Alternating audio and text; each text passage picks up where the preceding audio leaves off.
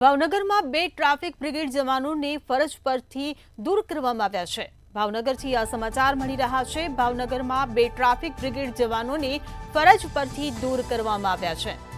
400 રૂપિયાની લાંચ લેતા વિડીયો વાયરલ થયો હતો, જેના કારણે એક્શન લેવામાં આવ્યું છે।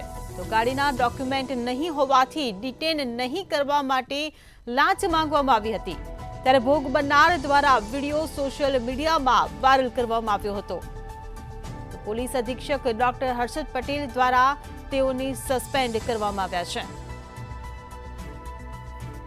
ત્યારે કિશન અને ભરત નામના ટીઆરબી જવાનને સસ્પેન્ડ કરવામાં આવ્યા છે। ત્યારે 400 રૂપિયાની લાંચ લેતા વિડીયો વાયરલ થયો હતો, જેને પગલે આ કાર્યવાહી કરવામાં આવી છે। ગાડીના ડોક્યુમેન્ટ નહીં હોવાથી ડિટેન નહીં કરવા માટે લાંચ માંગવામાં આવી હતી, ત્યારે ભોગ બનનાર દ્વારા વિડીયો સોશિયલ મીડિયામાં વાયરલ કરવામાં આવ્યો હતો।